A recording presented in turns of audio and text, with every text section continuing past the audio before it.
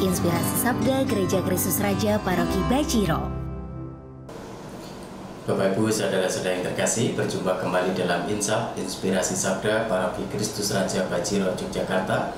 Pada hari ini, Kamis, tanggal 7 Desember 2023. Hari ini bersama dengan seluruh gereja kita memperingati Santo Ambrosius, seorang uskup dan juga pujangga gereja.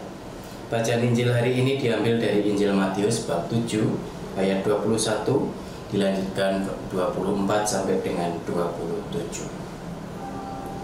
Pada suatu ketika Yesus bersabda kepada murid-muridnya, "Bukan setiap orang yang berseru kepadaku, Tuhan, Tuhan, akan masuk kerajaan surga, melainkan dia yang melakukan kehendak Bapa-Ku di surga. Semua orang yang mendengar perkataanku dan melakukannya, ia sama dengan orang yang bijaksana, yang membangun rumahnya di atas batu, kemudian turunlah hujan dan datanglah banjir, lalu angin melanda rumah itu. Tetapi rumah itu tidak roboh sebab dibangun di atas batu. Tetapi setiap orang yang mendengar perkataanku dan tidak melakukannya, ia sama dengan orang bodoh yang membangun rumahnya di atas pasir, kemudian turunlah hujan dan datanglah banjir, lalu angin melanda rumah itu. Maka robohlah rumah itu dan hebatlah kerusakannya." Bapak Ibu, saudara-saudara yang terkasih, hari ini sabda Tuhan mengingatkan kepada kita bahwa mendengarkan sabda Tuhan itu penting dan sangat baik. Tetapi hari ini kita diingatkan bahwa tidaklah cukup ketika kita hanya mendengarkan sabda Tuhan dan kemudian merenungkannya.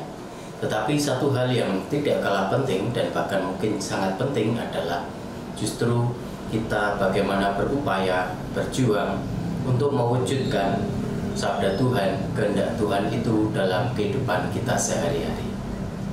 Dalam beriman kita mengenal ada dua ungkapan. Pertama adalah ungkapan iman, yang kedua adalah perwujudan iman. Ungkapan iman adalah cara-cara yang kita tempuh di mana kita mengungkapkan iman kita, misalnya ketika kita berdoa, ketika kita ziarah, ketika kita mengikuti pertemuan-pertemuan lingkungan, juga dipuncai dengan ketika kita merayakan perayaan Ekaristi. Itulah yang namanya ungkapan iman. Sementara di sisi lain adalah perwujudan iman. Perwujudan iman itu adalah hal-hal yang kita lakukan untuk mewujudkan iman kita dalam hidup sehari-hari. Misalnya memberikan sapaan yang tulus kepada orang-orang di sekitar kita, memberikan senyuman yang manis kepada mereka yang bertemu dengan kita, atau juga mungkin menolong orang yang membutuhkan bantuan kita. Itu adalah yang disebut dengan perwujudan iman.